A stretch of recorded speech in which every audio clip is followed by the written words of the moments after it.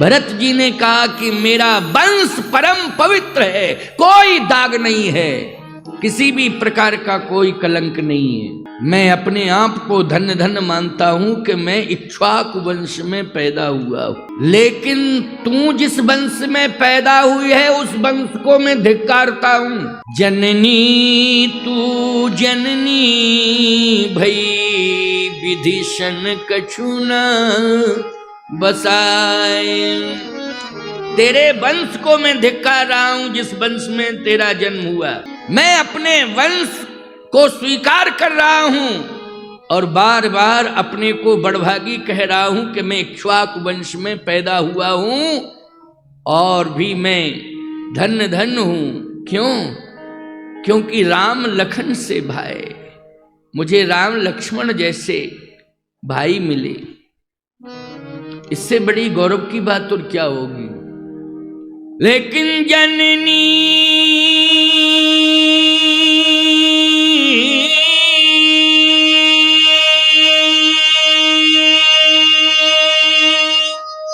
तू जननी भई विधि सन कछु न बसाए। आप कहोगे महाराज जी आप तो कह रहे थे मां का स्वभाव कैसा भी हो, लेकिन मां से दूरियां नहीं बनाना चाहिए। क्यों भाई? अभी अभी मैंने प्रारंभ में ये बात कही थी। बहुत ही चुनौतीपूर्ण प्रवचन है ये, लेकिन मैं अभी आप केवल मात्र क्रिया पर विचार कर रहे हैं। ये जो भरत जी की वार्ता है इसमें क्रिया ही क्रिया दिखाई दे रही, लेकिन उद्देश्य पर अगर आप पहुंचेंगे तो आप भूल जाएंगे क्रिया को, कैकेयी की क्रिया को भूल जाएंगे आप। उद्देश्य पर जब विचार, हम उद्देश्य भी बताएंगे, क्योंकि क्रिया कैकेयी की राम वनगमन वाली निकृष्ट प्रतीत हो रही है, लेकिन जब उद्देश्य निकल के आया तो बड़ा ही उत्कृष्ट निकल के आ गया है। इसका मतलब यह है कि पहले हमें उस क्रिया पर विचार करना है, टिप्पणी नहीं करना है। जब तक उसका उद्देश्य समझ में नहीं आ जाए तब तक टिप्पणी करने का कोई अधिकार नहीं है।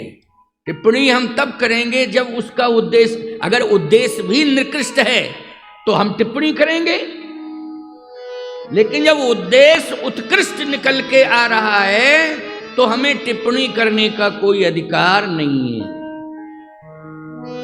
इसलिए याद रखना, आप लोग गौ माता की क्रियाओं को देखते हो कि क्या खा रही हैं, क्या पी रही हैं, कहां रह रही हैं। बोलो क्या देख रहे हो तुम? क्रिया देख रहे हो। लेकिन कभी तुमने ये विचार किया ऐसा हो क्यों रहा है? हो क्यों रहा है ऐसा? इसमें गलती किसकी है? उसकी गलती है जो मां की उपेक्षा कर रहा है, उसकी गलती। बोलो है उसकी गलती कि नहीं? अच्छा एक बात बताओ, भीख कौन मांगता है? भीख वो मांगता है जिसकी संतान ठीक से पालन पोषण नहीं करती है, वो भीख मांगने के लिए मजबूर होता है। गलती किसकी मानी जाएगी? जो ठीक से पालन पोषण नहीं कर रहा है। मैं आपको एक बात बताऊं, गौ माता के पास सब कुछ है, लेकिन छीन लिया है तुम लोगों ने। बोलो भाई छीन लिया है कि नहीं? सब कुछ है उसके पास, लेकिन तुमने छीन लिया है। इसलिए तुम्हारी गलतियों के कारण गौ माता दर दर भटक रही है, तुम्हारी गलतियों के कारण।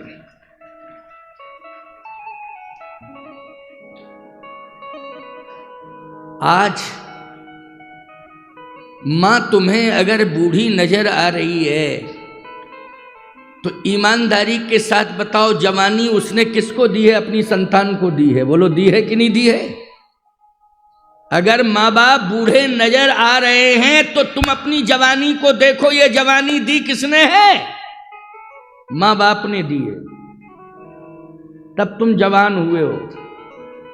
ताकत दिखाओ और चाहे प्रभाव दिखाओ, लेकिन तेल लगा लगा करके माँ ने शक्ति दी है, ताकत दी है। माँ से तुम तो उस समय नेत्र बंद किए थे, अबोध थे, तुम्हें ज्ञान कहाँ था कि कितना हाथ पैरों को, शरीर को संभाला है माँ ने। बोलो, संभाला कि नहीं? तब ये ताकत मिली है तुमको। इसलिए मैं कहना चाहता हूं कि गाय माता के पास सब कुछ है, लेकिन तुमने ये छीना है। अब तुम इस प्रकार से लापरवाही बरत रहे हो, उपेक्षा कर रहे हो, ध्यान नहीं दे रहे हो, और फिर टिप्पणी कर रहे हो कि गाय क्या खा रही है और कहां जा रही है। नहीं नहीं नहीं, गाय के पास हीरा है, लेकिन तुम्हें कचरा दिखाई दे रहा है, इसलिए हीरा मिल नहीं रहा है तो गाय के पास हीरा, लेकिन तुम्हें क्या दिखाई दे रहा है कि गाय कचड़े के पास है। किसके पास है? गाय कचड़े के पास है। तुम्हें कचड़ा दिखाई दे रहा है, लेकिन गाय के पास हीरा है, वो तुम्हें दिखाई नहीं दे रहा है, इसलिए तुम परेशान हो, तुम दरिद्र हो। गाय के पास तो हीरा है, तुम्हें कचड़ा ही दिखाई दे रहा है, क्योंकि तुम्हारी बुद्धि में कचड़ा भरा हुआ है। इसलिए क्रिया और उद्देश्य, इन दोनों पर हमें विचार करना पड़ेगा।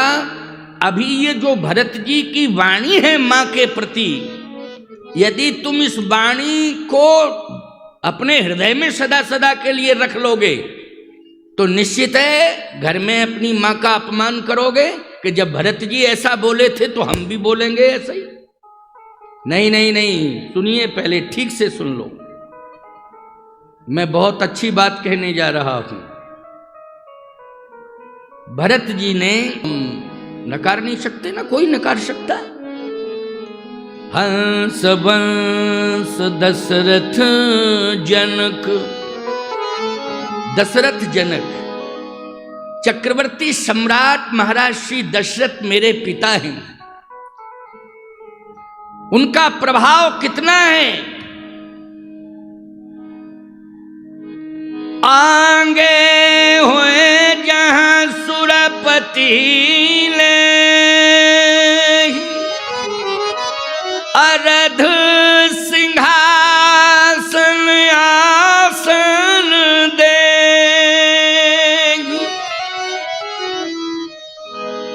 सुरपति बसही बाहुबल जाके,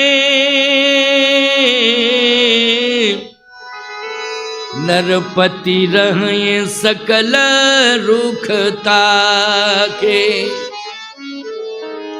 ऐसे बुद्धिमान बलवान पिता की दुर्दशा अगर की है तो तूने की है। सो सुन तियरिस गयऊ सुखाई, सो सुन तियरिस गयऊ सुखाई। भरत जी ने कहा कि ऐसे बुद्धिमान बलवान और धनवान पिता की जो दुर्दशा की है वो तुमने की है। जननी तू जननी भई विदिशन कछुना बसाए। देखो भाई, भरत जी इस समय अति व्यथित अवस्था में हैं। अवस्था पर विचार करो पहले।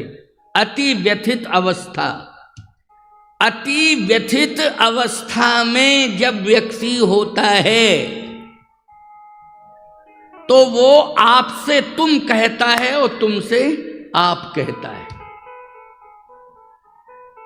वो खो जाता है,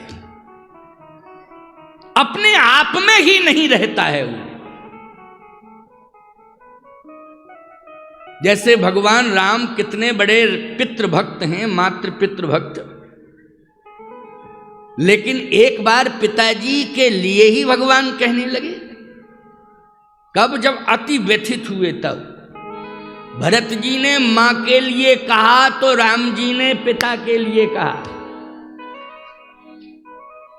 जब अति व्यथित अवस्था में भरत जी हैं तो अपनी मां के लिए कह रहे हैं, थोड़ा शब्द स्खलन हो रहा है। लेकिन जब राम जी अति व्यथित अवस्था में आए तो वो भी अपने पिता के लिए कहने लगे। तो जन तेऊ बन बंधु बिछोहू, तो पिता वचन मन तेऊ नहीं हो। मैं पिता की बात नहीं मानता। अब बताओ भाई, कितने बड़े पितृभक्त हैं भगवान राम, लेकिन क्या कह रहे हैं? मैं पिता की बात नहीं मानता। पिता की बात नहीं मानता, वो पिता को नहीं मानता। क्यों भाई? जो पिता की बात नहीं मानता वो पिता को नहीं मानता, सीधा सा अर्थ है। जो मां की बात नहीं मानता है वो मां को नहीं मानता है। लेकिन नहीं, ये जो बोलने वाले शब्द हैं, इस शब्द की क्रिया पर और प्रतिक्रिया आप करोगे तो फिर आप निश्चित रूप से भटक जाओगे, मंजिल पा ही नहीं पाओगे, पता नहीं कहां चले जाओगे। थोड़ा सा धैर्य धारण करो, उद्देश्य निकलने वाला है, इस पर विचार करना है। भगवान राम जैसा मातृ पितृ भक्त कौन हो सकता है? लेकिन अति व्यथित अवस्था में ये शब्द निकल पड़ा। एक इतिहास की बात बता दूं आपको। महाराणा प्रताप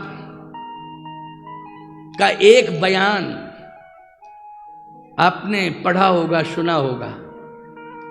जब बनविलार घास की रोटी लेकर के भागा तो उस समय महाराणा प्रताप ने कहा, लानत है मेरी जिंदगी को, धिक्कार है मेरी जिंदगी को। मैं अपनी बेटी को भोजन नहीं दे पा रहा हूं, मैं अपने बेटे को भोजन नहीं दे पा रहा हूं, अपनी संतान को भूखा रख रहा हूं, भोजन नहीं दे पा रहा हूं, मुझे पिता बनने का अधिकार नहीं है। उन्होंने कहा कि अब मैं दिल्ली जाऊंगा और दिल्ली के दरबार की अधीनता स्वीकार करूंगा, और चल दिए। अगर भामाशाह ने चरण न पकड़ा होता तो बोलो इतिहास कुछ और ही हो जाता। बोलो हो जाता कि नहीं? किसने रोका उस समय? भामाशाह ने पैर पकड़ लिए महाराणा प्रताप के। नहीं नहीं नहीं, आप जैसे वीर योद्धा की भारत को जरूरत है, राष्ट्र को जरूरत है। आप अधीर हो जाओगे, ये राष्ट्र की अस्मिता खतरे में पड़ जाएगी। मेरे पास इतनी संपत्ति है, जितनी भी है, मैं सारी संपत्ति महाराणा प्रताप तुम्हारे चरणों में समर्पित करता हूं, लेकिन हाथ जोड़ करके प्रार्थना करता हूं, भारतीय सौर की लाज बचा लो, ताकि आगे के भारतीय अपने को शान के साथ भारतीय कह सकें कि हम भारतीय हैं।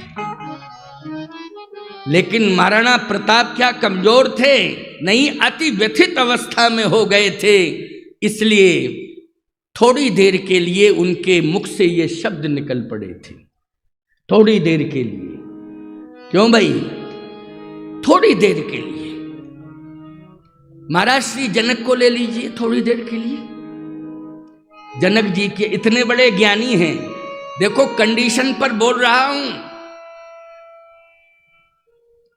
परिस्थिति किस प्रकार की है और कौन सी कंडीशन पैदा हो रही है कि व्यक्ति अपने आप को थोड़ी देर के लिए भूल रहा है। जब राम कृष्ण भरत आदि आदि इनके उदाहरण हैं, तो तुम तो साधारण इंसान हो, सामान्य हो, लेकिन उसको इतिहास नहीं मानना चाहिए, उसे सदा सदा के लिए हृदयस्थ नहीं करना चाहिए, भूल जाना चाहिए, निकाल देना चाहिए, क्योंकि उद्देश्य उत्कृष्ट निकलने वाला है। जनक जी जैसा ज्ञानी क्या कह रहा है?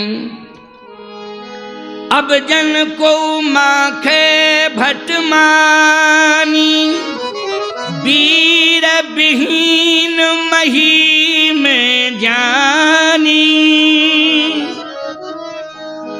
अच्छा बोलो भाई, और कोई कहता अज्ञानी व्यक्ति वीर विहीन मही में जानी, अलग बात थी। लेकिन जनक जी जासु ज्ञान रवि भव निशिनासा बचन किरण मुनि कमल विकासा, ऐसा ज्ञानी कह रहा है वीर विहीन, ये पृथ्वी वीरों से विहीन हो गई। क्यों? एक अर्धाली और सुन लो जरा, उससे अर्थ निकल आएगा कि सुकृत जाए जो पन पर रहूं, तो कुंवरी कुंवारी रही का करहूं। अगर मैं प्रण का त्याग करता हूं तो मेरे पुण्य नष्ट हो रहे हैं, अगर मैं प्रण का पालन करता हूं तो मेरी बेटी कुंवारी रह रही है। इसका मतलब है कि थोड़ी देर के लिए जनक जी महाराज अति व्यथित अवस्था में हो गए। इसलिए अति व्यथित अवस्था में व्यक्ति की जिह्वा से शब्द कोई ना कोई ऐसा निकल पड़ता है कि सुनकर के आश्चर्य तो होता है, लेकिन उसे हृदयस्थ नहीं करना चाहिए कि नहीं नहीं नहीं हम तो अब सुनिए तो सुन लिए, यही सुनते रहेंगे, इसी पर चलेंगे। नहीं, थोड़ी देर के लिए रुक जाओ कि कोई कारण होगा, निश्चित रूप से कारण होगा। जनक जी का उदाहरण दिया मैंने, प्रभु राम का उदाहरण दिया मैंने, भरत जी का उदाहरण दिया मैंने, और अभी अभी इतिहास की बात भी सुनाई, महाराणा प्रताप का उदाहरण दिया। भरत जी ने कैकेयी मां से कहा, कैकेयी मां ने सुना, लेकिन जब राम जी के पास पूरी अयोध्या जाने लगी भरत के साथ, तो ईमानदारी से बताओ कैकेयी मां का बहिष्कार किया क्या उस समय? और ये प्रमाण है कि कैकेयी मां चित्रकूट गई हैं। बोलो गई है ना कैकेयी मां चित्रकूट? अगर इतनी बड़ी बात थी तो भरत जी कह सकते थे सब जाएंगे लेकिन ये नहीं जाएगी, इसका तो मैंने बहिष्कार कर दिया कोई लेना ही देना नहीं। लेकिन नहीं, उस समूह में कैकेयी मां है, जा रही है। और मैंने बहुत बारीकी से पढ़ा है आध्यात्म रामायण को, उसमें तो ये वर्णन आया है कि कौशल्या मां हाथ पकड़ के ले जा रही हैं कैकेयी मां का। कौशल्या अम्बा हाथ पकड़े हुए हैं। कौन पकड़े हैं हाथ? कौशल्या अम्बा। प्रभु राम की मां कैकेयी का हाथ पकड़े हैं। बोलो कितनी बड़ी बात है माताओं, ध्यान से सुनना। कहीं समाज में मां की उपेक्षा ना होने लग जावे। किसकी उपेक्षा? मां की। और लोग यही कहेंगे कि जब भरत जैसा पुत्र त्याग कर सकता है तो मुझे त्याग करने में क्या दिक्कत है? क्या दिक्कत है? तुलसीदास जी महाराज भी नहीं समझ पाए और उन्होंने स्पष्ट लिख दिया है, जबकि श्रीमद् भागवत में श्री प्रहलाद जी ने नृसिंह भगवान से प्रार्थना की है कि मेरे पिता के समग्र अपराधों को आप क्षमा कर दीजिए और मोक्ष दे दीजिए। बोलो कहा है कि नहीं कहा है? प्रहलाद जी ने स्वयं कहा है, प्रार्थना की है नृसिंह भगवान से। तुलसी बाबा भी, क्योंकि भक्त तो नहीं सहेगा प्यारे, भक्त भावुक होता है, इसलिए उन्होंने, तुलसी बाबा ने स्पष्ट लिखा है, स्पष्ट रूप से वाल्मीकि रामायण में वर्णन आता है कि दूरियां भले ही विभीषण जी ने बना ली थी रावण से, लेकिन रावण की अंत्येष्टि करने के लिए विभीषण को आदेश किसने दिया था? बोलो भाई, कि रावण की अंत्येष्टि करो। रावण की अंत्येष्टि के लिए विभीषण को किसने आदेश दिया था? जल्दी बोलो। भगवान राम ने कहा जाओ। सोचो जरा, अंतिम परिणाम पर विचार कर लो। चित्रकूट में सबसे पहले यदि प्रणाम करके हृदय से लगाया है भगवान राम ने तीनों माताओं में, तो कैकेयी माता को लगाया है। प्रथम राम भेटी कैकेयी, प्रथम राम भेटी कैकेयी।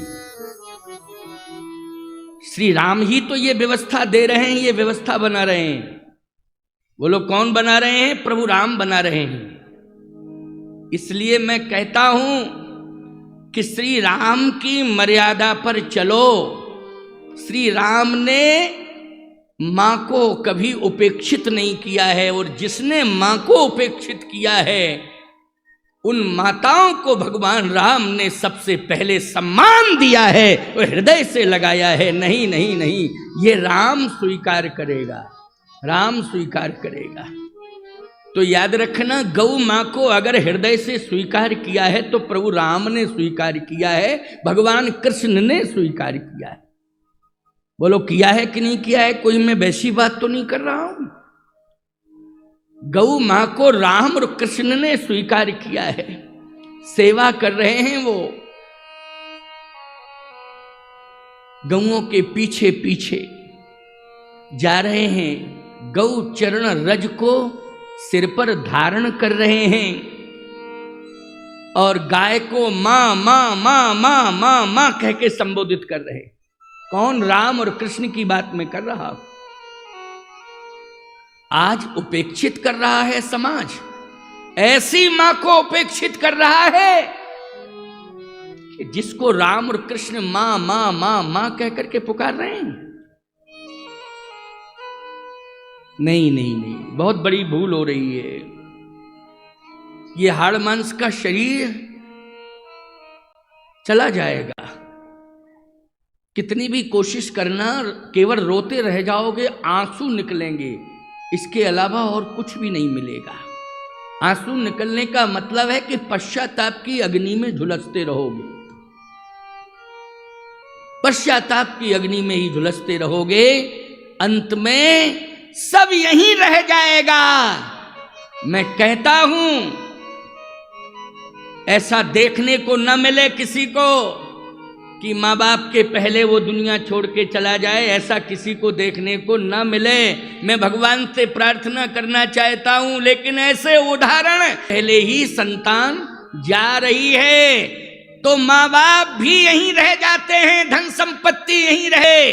अगर साथ जाएगा तो दो ही जाएंगे, एक तो धर्म जाएगा और दूसरा गौ माता जाएंगी जो वैतरणी पार कराएंगी प्यारे। नहीं तो तुम डूब जाओगे, डूब जाओगे, कोई भी तुम्हें पार नहीं करा।